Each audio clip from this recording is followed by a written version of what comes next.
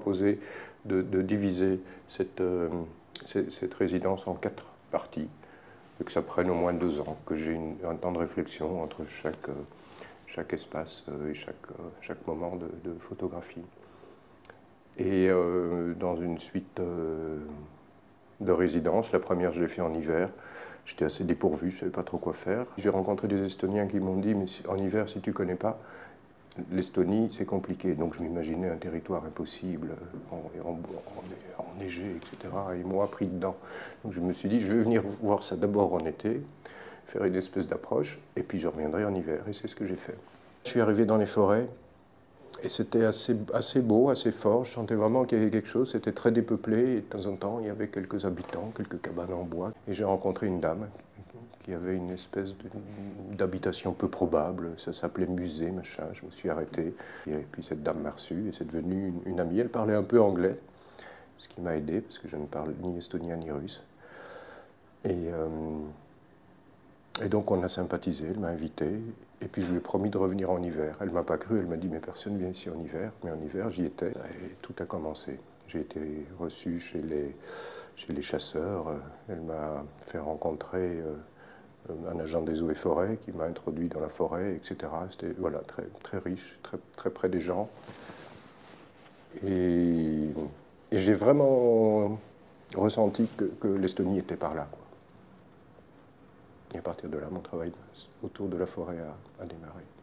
On était habité déjà, je crois, par le souci, Alexandre et moi, que les images ne soient pas le commentaire littéral d'un texte et qu'un texte ne commente pas littéralement les images. Donc l'idée, c'est de nouer ensemble des images et des textes au départ d'une vraie complicité, d'une vraie amitié, hein, qui nous permet donc d'agir avec les mots et les images de manière très libre, en laissant à chacun l'espace d'expression qui est le sien, tout en essayant de trouver continuellement des contiguïtés heureuses. Et bon, ben, j'espère que c'est ce qu'on est parvenu à faire d'une certaine manière.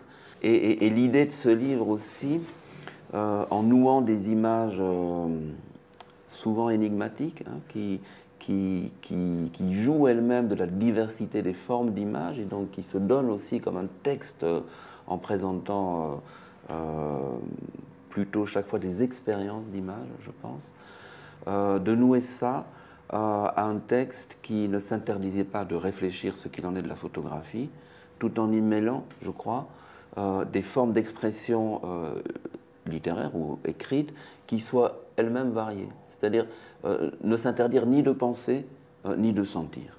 Je pense, je ne sais pas si tu seras d'accord Alexandre, mais que ça définit mêmement en quelque sorte l'intention de faire image et l'intention de faire sens par le texte, quoi. À la 3e résidence, on m'a offert la veille de mon départ un livre qui s'appelait « L'homme qui parle le langage des serpents ». C'est un Estonien qui a écrit ce livre. C'est un pamphlet. Au Moyen-Âge, le monde ecclésiastique et autres ont sorti les gens des forêts et en ont fait des agriculteurs, etc. En tout cas dans ces contrées-là. Et donc, en les sortant des forêts, ils ont supprimé l'âme de ces gens qui, dans ce livre, ils parlent bien des Estoniens et beaucoup du monde animal, du monde et du rapport entre l'homme et la bête, etc. Et donc ce livre m'a rentré encore beaucoup plus dans le sentiment que j'avais, que l'Estonie était bien là. Et je me suis dit que j'allais orienter mon travail photographique là derrière, mais que je voulais y mettre des mots. Et moi je suis d'abord photographe, donc je me suis dit je vais trouver quelqu'un pour mettre ces mots derrière.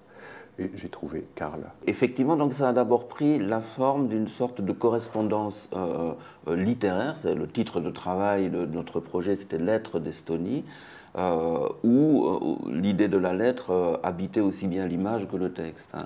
Mais c'était un échange épistolaire.